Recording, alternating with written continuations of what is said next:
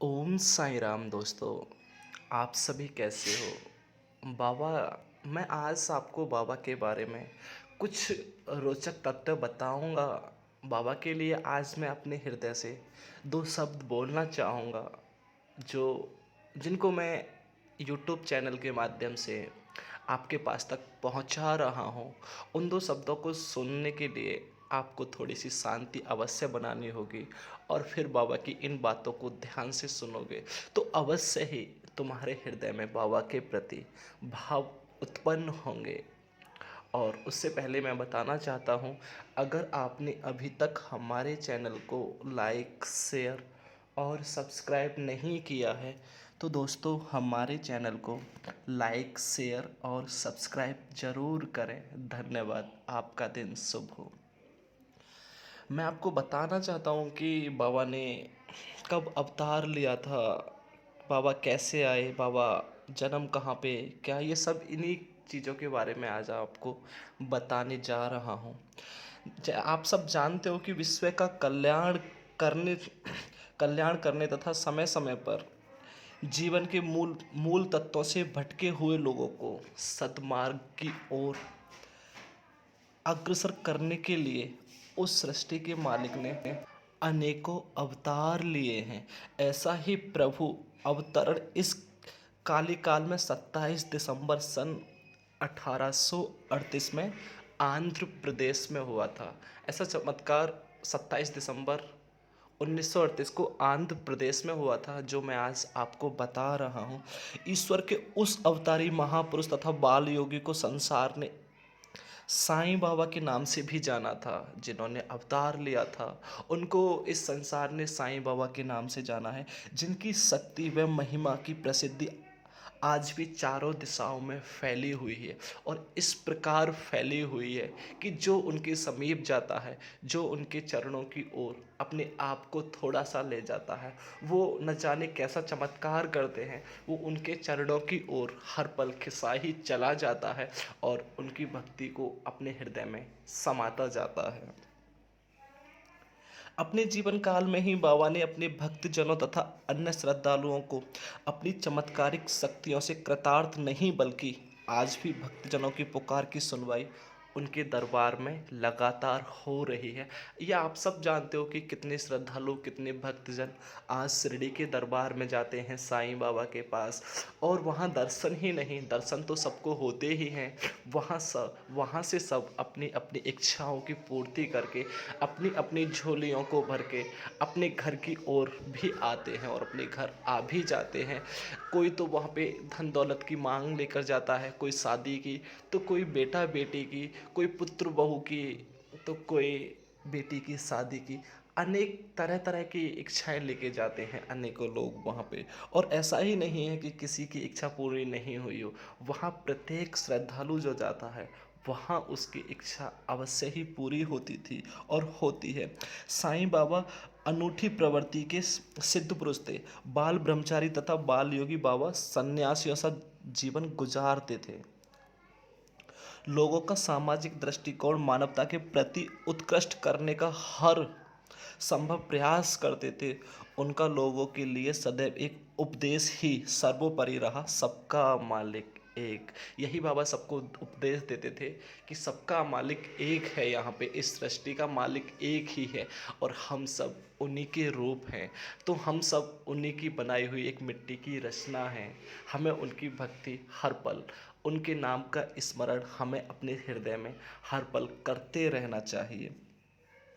उनके इस उपदेश की वास्तविकता इसी बात से प्रकट हो जाती है कि उनके भक्त तथा शिष्य किसी एक संप्रदाय के न होकर सभी धर्मों के लोग थे। उन्होंने कभी मनुष्य को जाति, धर्म तथा वर्ग के आधार पर अपना स्नेह पात्र नहीं बनाया था। किसी के साथ ये नहीं किया था बाबा ने कि ये इस धर्म से है तो इसका मैं भला नहीं करूं, इसको दुआएं नहीं दूं, इसको मैं अपनी उदी का प्रयोग नहीं करने दूं। ऐसा बाबा ने कभी नहीं किया था। बाबा तो यही चाहते थे, ये समस्त संसार हर पल खुश रहे, जिस प्रकार खुश रहता है मालिक इस समस्त संसार को खुश रखे। और वो इस सृष्टि के लिए दुआएं भी करते थे और भजते रहते थे, अल्लाह मालिक। वो ईश्वर के नाम का गुणगान करते रहते थे, सिया राम राम राम का जाप भी करते रहते थे। साईनाथ हमेशा यही हो जाता। स्नेह पात्र बाबा ने किसी भी जाति के लोग को नहीं बनाया, वरना भक्त की भक्ति तथा उनके मानवता के प्रति उचित आचरण को महत्व दी। साईं बाबा के हृदय में प्राणी के लिए दया, परोपकार, क्षमा तथा प्रेम की भावना विद्वान थी। बाबा के प्रति, बाबा के हृदय में भक्तों के प्रति इतने भाव थे। वो उनको यही नज़र से देखते थे कि ये मेरे पास आए या ना आए, परंतु इसका भला हो, ये हमेशा खुश रहे, इसी भावना से देखते थे बाबा। उन्होंने संसार को एकता के बंधन से बांधने का संदेश दिया था तथा साथ ही ईश्वरीय आस्था के प्रति भी आकर्षित व सचेत किया। 15 अक्टूबर सन 1918 में महासमाधि लेने के बाद साईं बाबा आज भी हम लोगों के बीच दिव्य रूप से मौजूद हैं। महाराष्ट्र प्रांत के जिला अहमदनगर में स्थित शिरडी गांव में, जो बाबा के धाम के नाम से प्रसिद्ध है, वहां असंख्य श्रद्धालु आज भी जाते हैं और पहले भी जाते थे। आज भी वहां से अपनी सभी मुरादों को पूरी करते हैं और पहले भी अपनी सभी मुरादों को वो पूरी करते थे। और वहाँ जाने वाला प्रत्येक श्रद्धालु वहाँ से झोली भर के ही आता है। उसकी कोई भी कैसी भी मनोकामना हो, वो अवश्य ही पूरी होती है। इतना तो मैं भी कह सकता हूँ कि वो उस समय हो या ना हो, परंतु कुछ समय बाद अवश्य होती है वो मनोकामना पूर्ण। इसी कारणवश वहाँ असंख्य श्रद्धालु आज भी बाबा के दर्शन और मनोवांछित फल की प्राप्ति करने के लिए जाते हैं वहाँ पे। साईं बाबा के अद्भुत चमत्कार प्राणी मात्र के लिए ही उपयोगी नहीं, वरन महत्वपूर्ण भी सिद्ध होगी, ऐसा मेरा विश्वास है। कि हम साईं बाबा के जब दर्शन करते हैं तो दर्शन तो होते ही होते हैं और हमारी इच्छाओं की पूर्ति भी होती है। जो भी हमारा कष्ट होता है वो स्वतः ही नष्ट होने लग जाता है और उस कष्ट से हमें मुक्ति मिलने के बाद हमारा शरीर फिर से एक अच्छी अवस्था में आ जाता है और हमारा मन अच्छे अच्छे भाव प्रकट करने लगता है और अच्छे अच्छे विचारों को पैदा करता है और हमारा मन खुशी में हो जाता है और दूसरे को भी खुशी के लिए ही प्रभावित करता है। हमारा मन उनके चरणों की तरफ जाने से इतना बली हो जाता है। अब मैं आपको बाबा के अवतार के बारे में बताता हूँ कि बाबा ने कैसे अवतार लिया था, किसकी भक्ति की थी, कौन थे, गुरु कौन थे, कहाँ पे भक्ति की थी, कहाँ पे इन्होंने सबसे पहला चरण अपना कदम रखे थे। आज मैं आपको वही सब बताऊंगा। बहुत समय पहले की बात है। आंध्र प्रदेश के एक ब्राह्मण अपनी पत्नी के साथ रहता था। वे दोनों भगवान शंकर व पार्वती जी के भक्त थे। पति गंगा भाबड़िया और उसकी पत्नी देवगिरी अम्मा बहुत ही भोले भाले व धार्मिक विचारों के थे। उनके जीने का सहारा उनकी नाव थी, जिससे कि गंगा भाबड़िया नदी पर आने जाने वाले यात्रियों को नाव द्वारा पार कराकर जीवन यापन करता था। उनकी शादी को कई वर्ष बीत गए थे, मगर अभी तक देवगिरी अम्मा की गोद सुनी ही थी। दोनों पति पत्नी दिन रात भगवान से संतान के लिए प्रार्थना करते थे। उनके घर जो भी साधु सन्यासी अथवा भिखारी आता था, वे उसकी यथाशक्ति बहुत ही भाव से, बहुत ही कई प्रकार से सेवा व सत्कार करते थे। उनका मानना था कि प्रत्येक प्राणी में भगवान का वास है। अतिथि को तो वे साक्षात भगवान के रूप में देखते थे। एक दिन की बात है, संध्या के समय दोनों पति पत्नी भगवान की पूजा कर रहे थे। बिस्तर पर लेट गए, तभी बिजली कड़की व बादल जोर से गरजने लगे। उसी के साथ मूसलाधार बारिश होने लगी। ऐसे समय भावड़िया को अपनी नाव की याद आ गई, जिसे उसने पीपल के वृक्ष के तने से बांध रखा था। जिस रस्सी से वह नाव को बांध कर आया था, वह बहुत पुरानी व कमजोर रस्सी थी। बारिश लगातार बढ़ती ही चली जा रही थी। चारों चारों ओर पानी ही पानी नजर आने लगा था।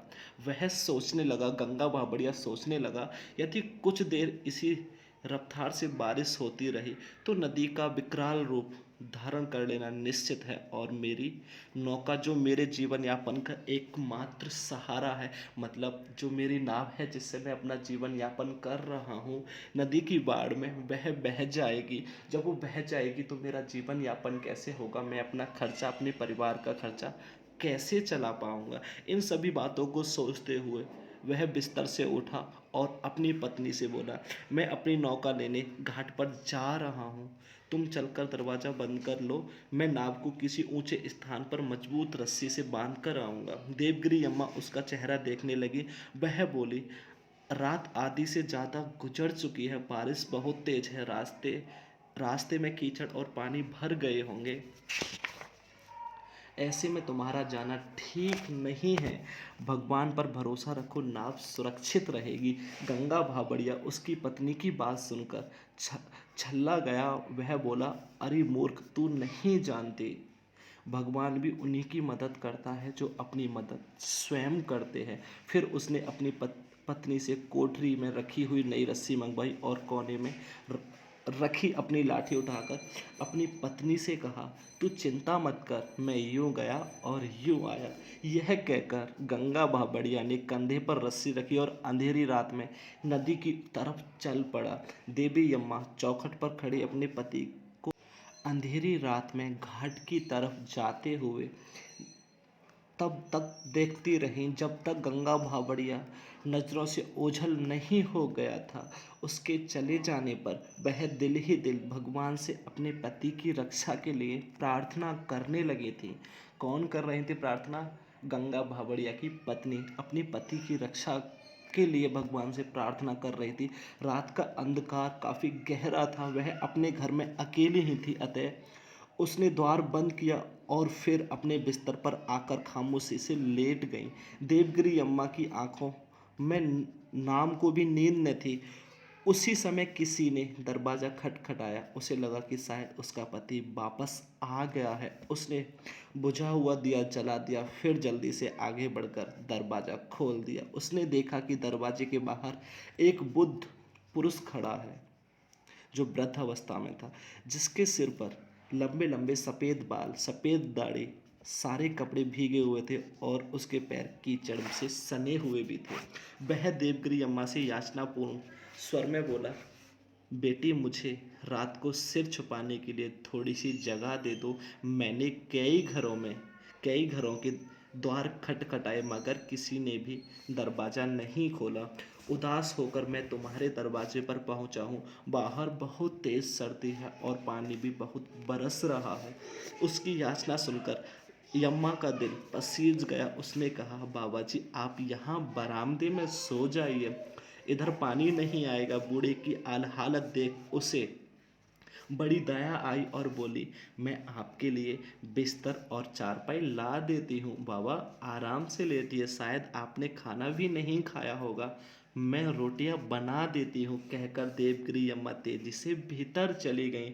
चारपाई उठाकर बिछाई और उस पर बिस्तर लगा दिए। उसके बाद भीतर जाकर वह शीघ्रता से चूल्हा जलाकर बूढ़े बाबा के लिए खाना बनाने के लिए जुट गई।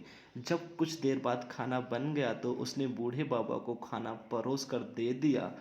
खाना खाने के बाद बूढ़े बाबा ने मन की गहराइयों से उसे दुआएं दी, साथ ही धन्यवाद भी कहा। देवगिरी अम्मा ने दरवाज़ा बंद कर लिया, फिर उसके बाद बिस्तर पर लेट गई।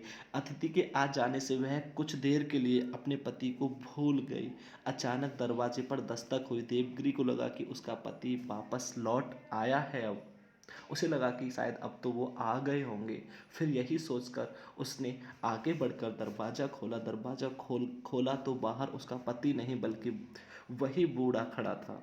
देवगिरी ने पूछा, और कुछ चाहिए क्या बाबा? क्या बताऊं बेटी, सुबह से अब तक चल ही रहा हूँ। बूढ़े ने कहा, बुढ़ापे का शरीर है और उस पर इतना लंबा सफ़र करना पड़ा है। मैं बहुत बुरी तरह थक चुका हूँ, मेरे पैरों में बहुत दर्द हो रहा है। बेटी, तुमने जगा दी, खाना दिया, मगर बेटी दर्द के कारण नींद नहीं आ रही है।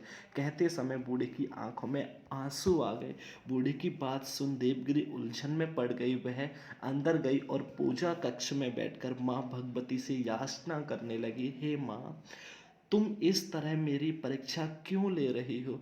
अब मैं क्या करूं? मैं उस वृद्ध की यथेष्ट सेवा करूं या मना कर दूं? फिर वो घर से पिछले दरवाजे से बाहर निकल गई। वो किसी ऐसी औरत की तलाश करने लगी जो कि उस बूढ़े की यथेष्ट सेवा कर सके, किंतु उसे कोई ऐसी औरत नहीं मिली।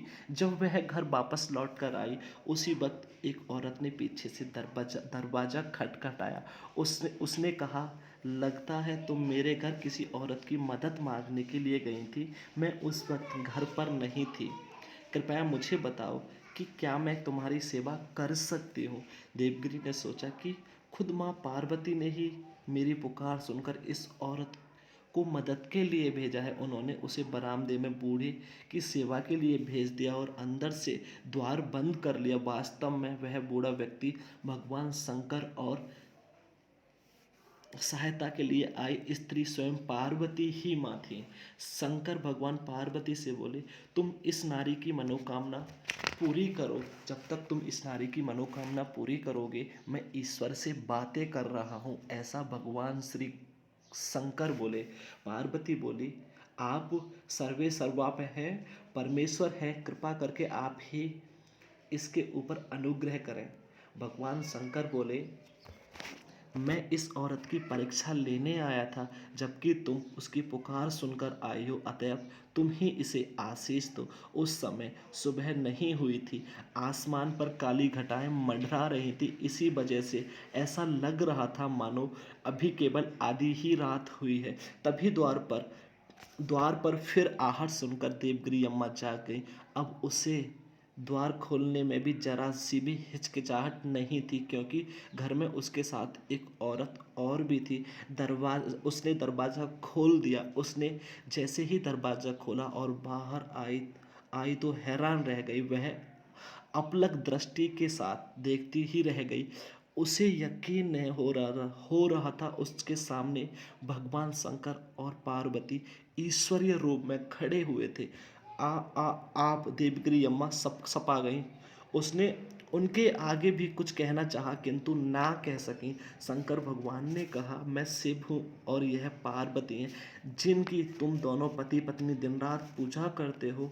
हम तुम्हारी भक्ति वह सेवा भावना से खुश हुए। भगवान शंकर ने अपन दायां हाथ देवगिरी अम्मा के सिर पर रखते हुए कहा। उस समय देवगिरी अम्मा की आंखों से आंसुओं की वर्षा होने लगी। उसके ये आंसू प्रसन्नता से परिपूर्ण होने के कारण ही बह रहे थे।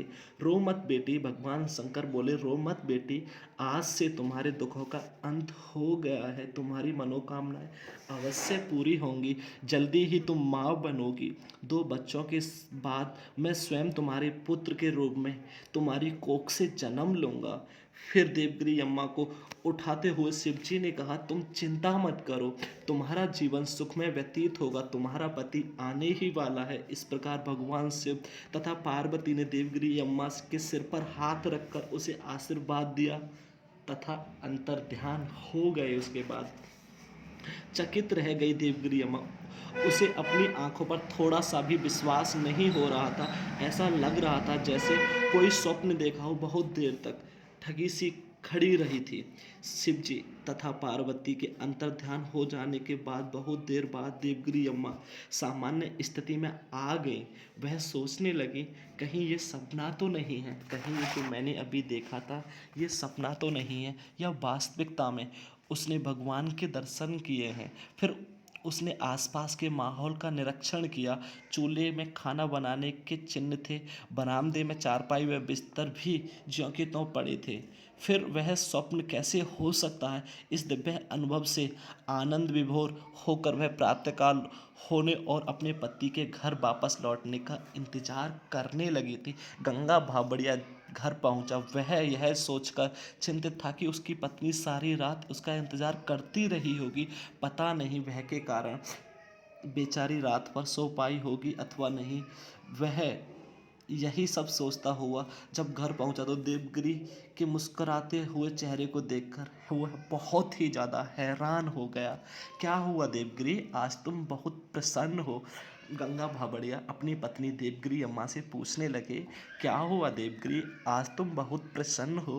गंगा भावड़िया ने पत्नी को ध्यान से देखते हुए पूछा, मेरे चले जाने के बाद तुम पूरी रात अकेली रहने के कारण नाराज रही होंगी, शायद तुम्हें पूरी रात नींद न आई होगी, लेकिन तुम तो इस वक्त बहुत खुश दिखाई दे रही हो।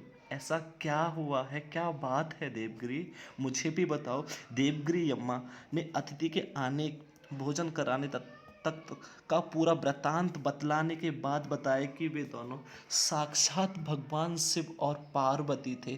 उसके बाद फिर से पार्वती द्वारा दिए गए वरदान के विषय में भी बता दिया। भगवान शिव और माँ पार्वती घर आए और मैं अभागा उस टूटी फूटी नौका के लोभ में घाट पर ही पड़ा रहा।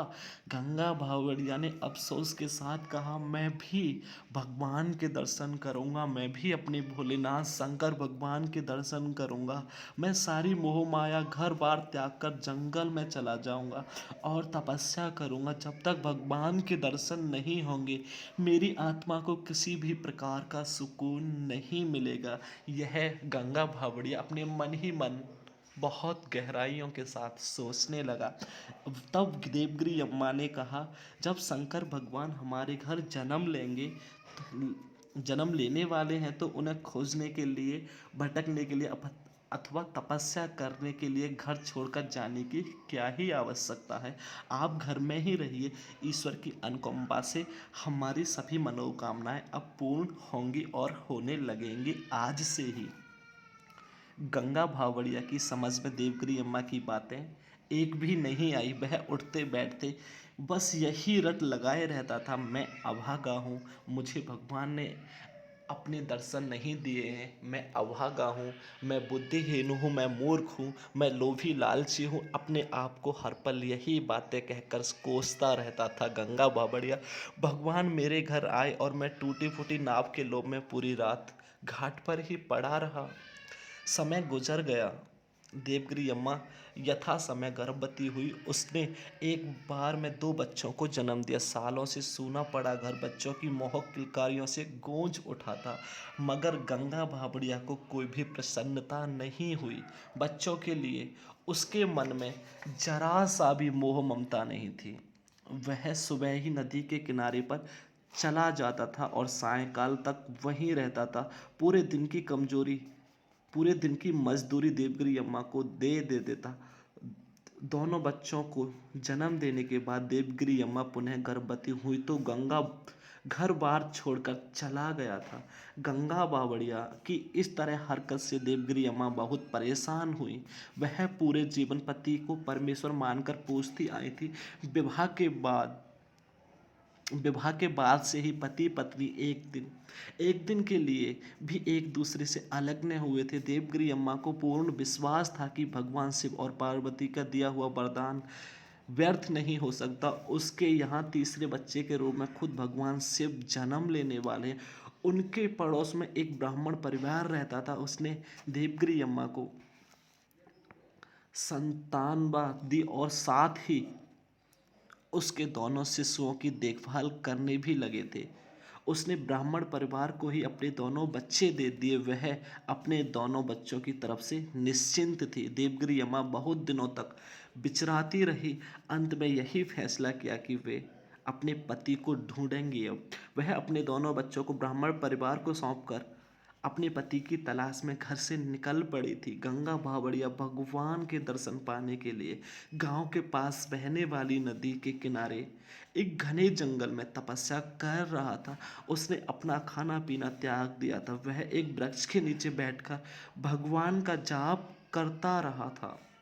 अंततः अपने पति को तलाश कर ही लिया। देवगिरी अम्मा ने दिन रात उसकी सेवा करने लगी। घास फूस की एक झोंपड़ी बना ली। वह पति की यथाशक्ति सेवा करते हुए उस दिन का इंतजार करने लगी जब स्वयं भगवान शिव शंकर शिशु रूप में जन्म लेने वाले थे। उधर दूसरी तरफ गंगा बावड़िया को इतना वैराग्य हो गया था कि वह अपनी पत्नी को अपने साथ रखने के लिए तैयार नहीं था। वह अपने इस प्रयोजन से पत्नी को सबसे बड़ी बाधा समझाता था। वह रात भर अंधेरे में चुपचाप वहाँ से भाग गया। जब देवगिरी अम्मा की आंखें खुली तो वह अपने पति को न पाकर घबरा गई। उसने इधर उधर उसे बहुत खोजा मगर गंगा बावड़िया का कुछ भी पता नहीं था। देवगिरी को यह समझते देर न लगी कि उसका पति उसे छोड़कर चला गया है। वह राहों में पति के निशानों को खोजती हुई आगे बढ़ने लगी। वह पद चिन्हों के सहारे पहाड़ियों में जा पहुंची। देवगिरी अम्मा ने पहाड़ियों में आवाज़ देकर पति को पुकारा। वन वन का कोना कोना छान मारा। उसके गले ने जब जवाब दे दिया तो वह निराश हो उठी। पति तो मिले लेकिन पति तो मिले नहीं, लेकिन उसके बालक का जन्म जंगल में ही हो गया था। उसके जो तीसरा बच्चा होने वाला था उसका जन्म जंगल में ही हो जाता है। अपने पति को खोजते खोजते जब देवगिरी अम्मा पहाड़ों के बीच पहुंची थी, वन के बीच पहुंची थी, वहीं भगवान साईनाथ का जन्म हो जाता है। देवगिरी को अपनी स्थिति का भान था। वह समझ चुकी थी कि वह संकट में फंस गई हैं। इस संकट से निकलना सरल नहीं, किंतु फिर भी अपने समस्त साहस को समेटकर बच्चे को जन्म जन्म का सारा कार्य उसने खुद ही पूर्ण कर लिया। देवगिरी अम्मा बच्चे को गोद में लिए गांव जाने वाली किसी बैलगाड़ी की खोज में चल दी, परंतु एक शिशु के जन्म के तुरंत बाद ही ऐसी स्थिति का सामना करना कितना कष्टप्रद होता है यह औरत नारी ही जानती है। यह तो एक औरत ही जान सकती है। देवगिरी इस समय पहाड़ियों पर से होते हुए सड़क की तरफ जा रही थी, जिससे बैलगाड़ी का सहारा लेकर वह अपने घर पहुंच सके। मगर विधाता को तो शायद कुछ और ही मंजूर था। सच ही कहा है, भाग्य का लिखा कभी मिट नहीं सकता। देवगिरी का पांव पहाड़ी पर से इस तरह फिसलता है कि देवगिरी को अपना संतुलन बनाए रखना कठिन हो गया। वह बच्चे सहित लुढ़कते हुए नीचे की ओर जा गिरी। उसके हाथों से नन्हा शिशु उछला और उसके विपरीत सड़क के बीचों बीच जा गिरा।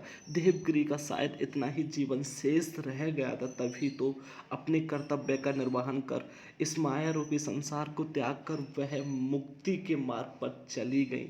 परंतु आश्चर्य तो इस बात का था कि नन्हा शिशु इतनी ऊंचाई से गिरने के पश्चात भी सही सलामत था। उसे एक खरोंच तक नहीं आई थी। अब आप तो जानते हो ना, भगवान को कैसे कोई खरोंच आ सकती है। किंतु भाग्य ने उसे भारी क्षति पहुंचाई थी। बच्चा पैदा होते ही अनाथ हो गया था। बच्चा सड़क पर ही पड़ा था कि अचानक एक बैलगाड़ी उस ओर आई। बच्चे के निकट आ बैलों के पांव अपने आप ही रुक गए और मुंह आकाश की तरफ उठा लिए। गाड़ी में सवार हुए युवक ने अपनी पत्नी की ओर देखा और विस्मय से कहने लगा, यह बैलों को क्या हुआ? बैलों ने मुंह आकाश की ओर क्यों उठा लिया है? कहा कि कोई शैतानी शक्ति तो नहीं? युवक की पत्नी ने भयभीत होते हुए पूछा, मैं देखता हूँ। यह कहते हुए गाड़ीवान युवक नीचे कूद गया। उसने सड़क पर लेटे हुए बच्चे को देखा जो उसकी तरफ ही देखते हुए मुस्कुरा रहा था। युवक ने आगे बढ़ बच्चे को गोद में उठा लिया और आकाश की ओर देखते हुए कहा, हे प्रभु, आज तेरी कृपा से ये अनर्थ होने से बच गया, अन्यथा यह बालक मेरी गाड़ी के नीचे आके मर जाता। मेरे बैलों ने मुझे पाप का भागी बनने से बचा लिया है। युवक ने शिशु को गोद अपनी पत्नी की गोद में दे दिया और यह कहा, यह क्या? पत्नी ने हैरान होकर अपने पति से पूछा, यह बच्चा कहाँ से आया? ईश्वर ने अपनी कृपा का प्रसाद दिया है और मैंने इसे लाकर तुम्हारी गोद में डाल दिया है। यह कितना प्यारा बच्चा है। इतना कहकर उसने बच्चे को अपने सीने से लगा लिया भावपूर्वक। उस बच्चे के प्रति उसकी ममता जाग उठी थी। वह अभी तक मां नहीं बन पाई थी। शायद यही कारण था कि उस बच्चे को बड़ी स्नेह भरी नज़रों से निहार रही थी। युवक व उसकी पत्नी दोनों ही आश्चर्य में थे। पत्नी ने कहा, पता नहीं कौन इस बच्चे को जंगल में छोड़ गया है। वो उसे ईश्वर का वरदान समझने लगी। युवक ने कहा, अब अगर यह शिशु हमें मिल गया है तो हम ही इसका लालन पालन क्यों ना करें आज से। किसान की युवा पत्नी उस बच्चे को अपने बच्चों की तरह बड़े स्नेह से पालने लगी। वो दोनों ही बड़ी लगन से उसको पाल रहे थे। अचानक एक दिन किसान बीमार पड़ जाता है।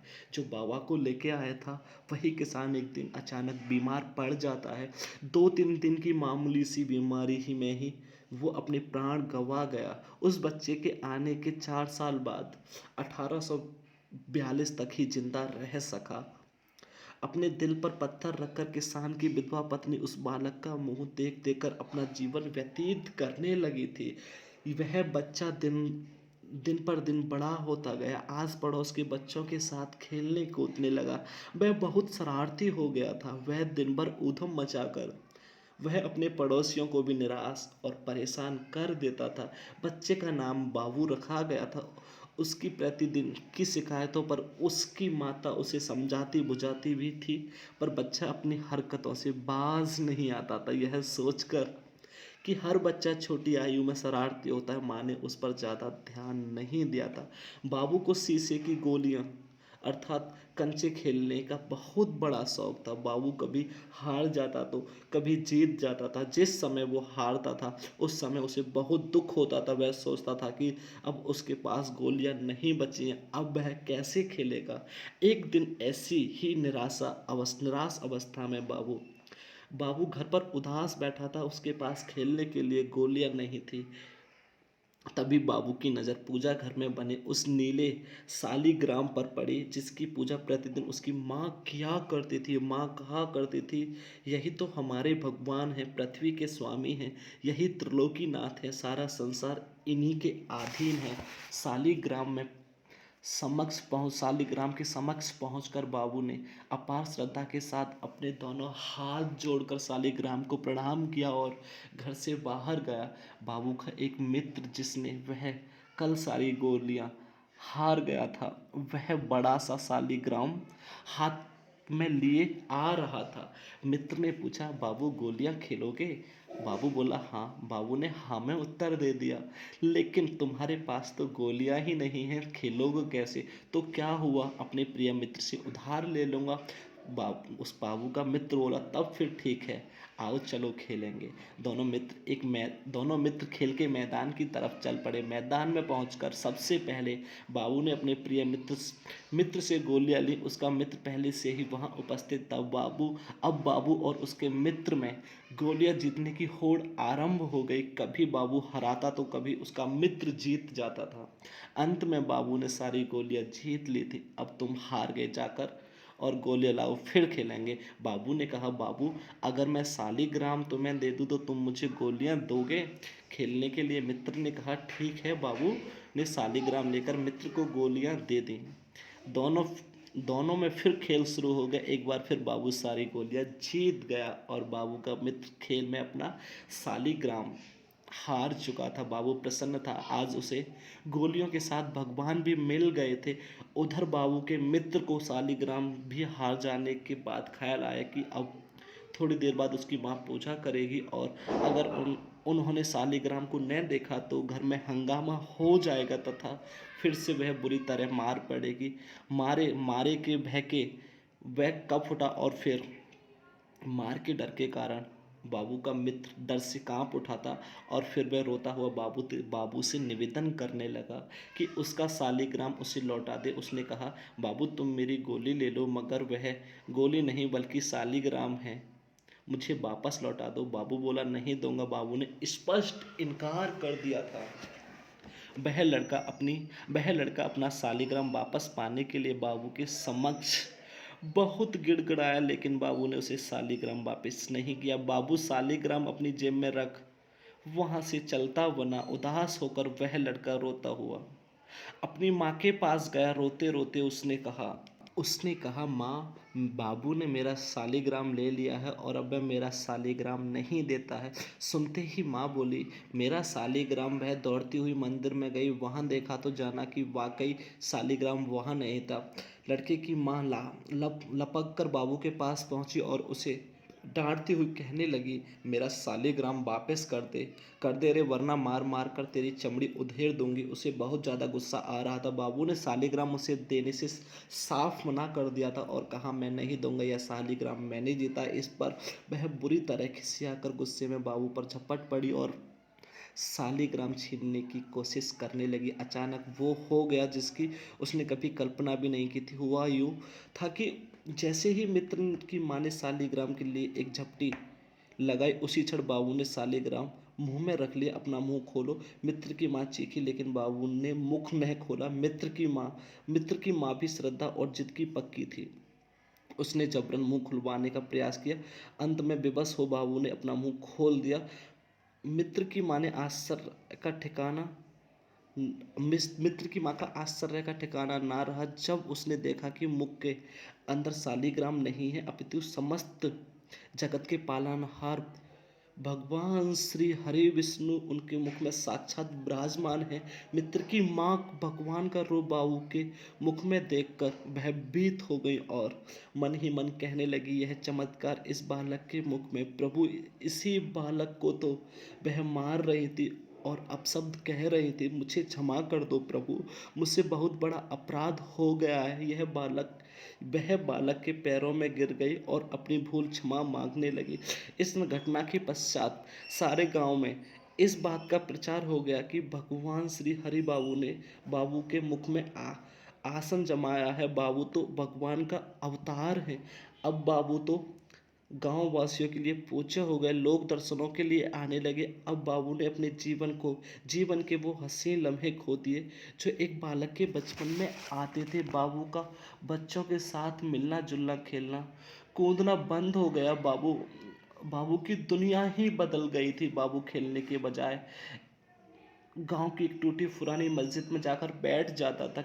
किसी किसी से भी कोई बातें नहीं करता था। वह चुपचाप गुमसुम बैठा रहता था, बंद घंटों आंखें बंद करके बैठने के बाद जाने कहाँ से पुष्प उसके हाथों में आ गिरते थे।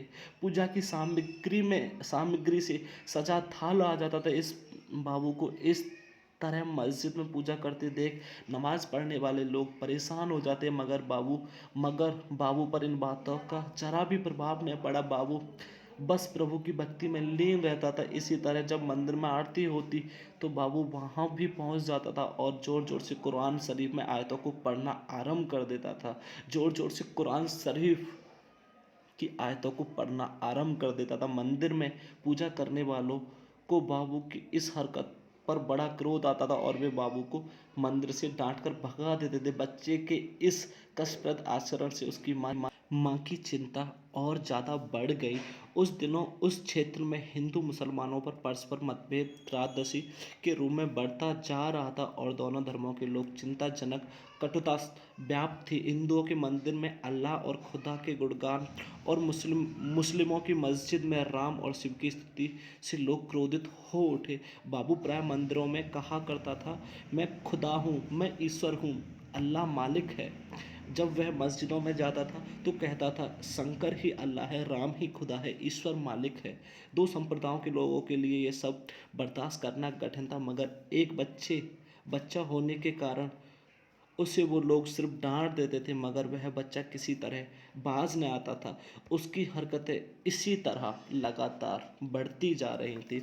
तब दोनों संप्रदायों के लोगों ने तंग आकर उसकी माँ के पास जाकर उस बच्चे की शिकायत कर दी।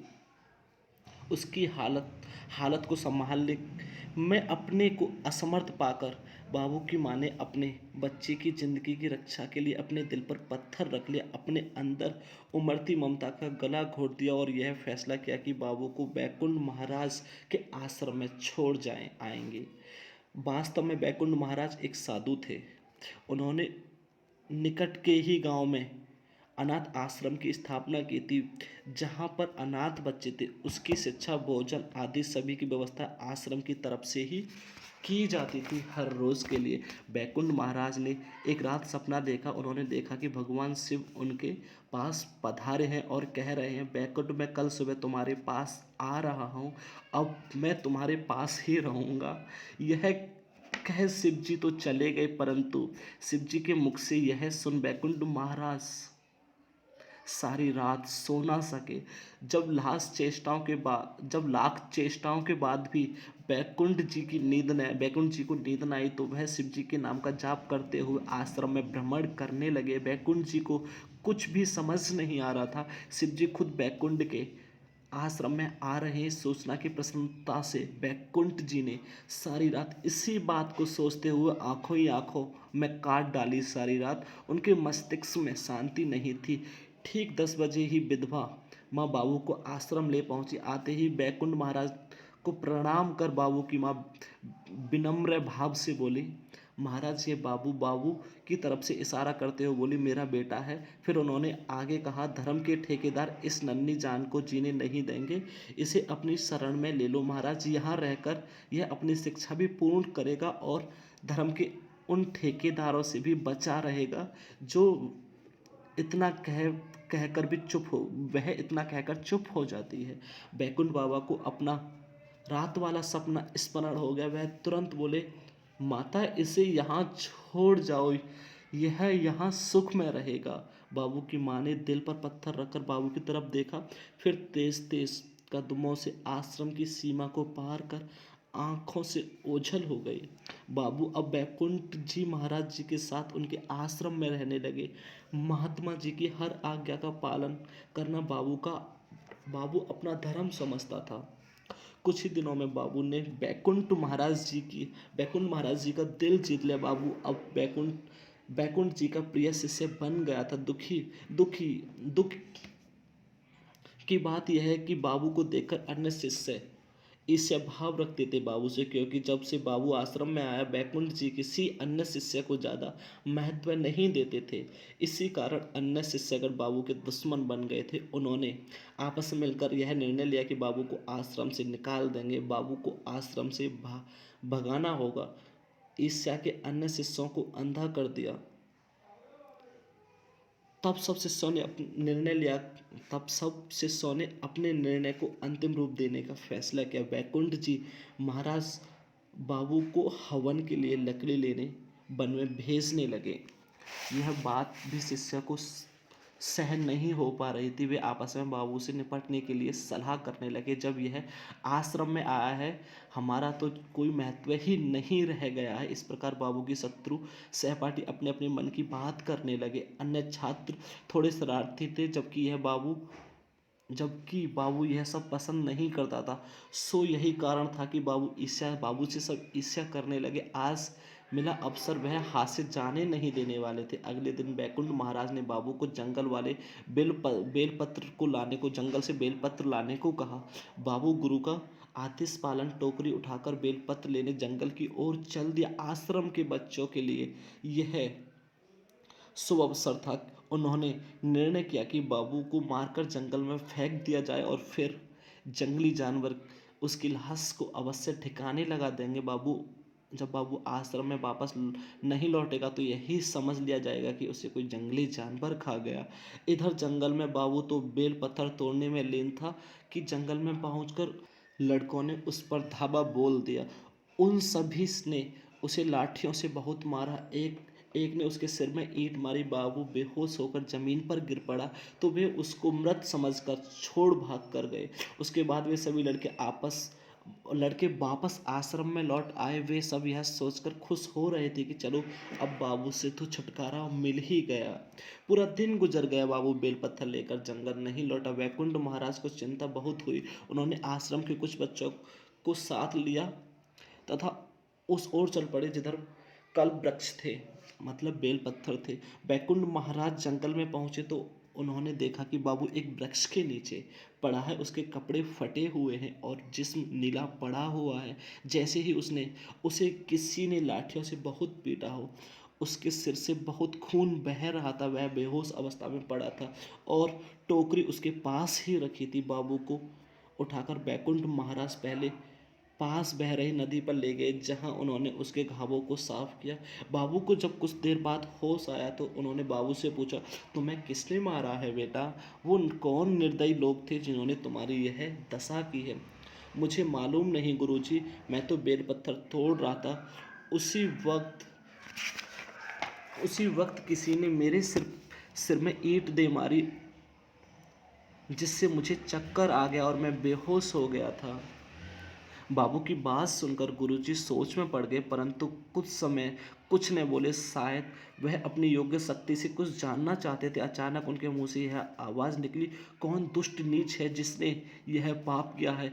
इस संसार के सभी प्राणी पाप की ओर बढ़ने लगे हैं। यह संपूर्ण विश्व विनाश की ओर जा रहा है।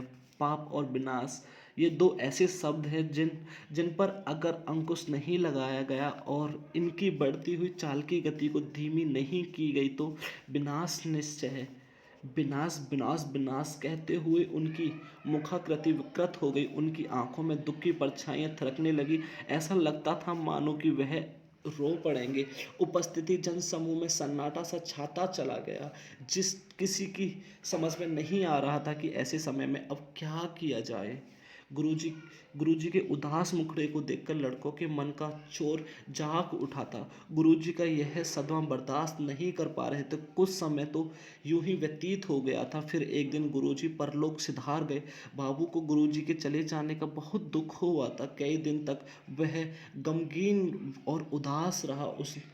उसने कोई बात भी करता था तो वह उत्तर नहीं देता था। गुरुजी को अंतिम प्रणाम कर बाबू ने वह स्थान छोड़ दिया था। जब बाबू उस जंगल को छोड़कर निकल जाते हैं वहाँ से, तो वो सीधी शिरडी की राह को देख लेते हैं और सीधा शिरडी गांव की ओर ही बढ़े चले जाते हैं। जैसे ही शिरडी गांव में बाबू प्रवेश करते हैं, वहाँ उन्हें एक नीम का वृक्ष दिखाई देता है।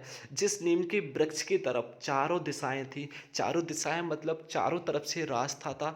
और एक वो नीम का जो वृक्ष था एक चौराहे पर था, जहाँ के लिए चारों तरफ से रास्ताएं जाने वाले थे।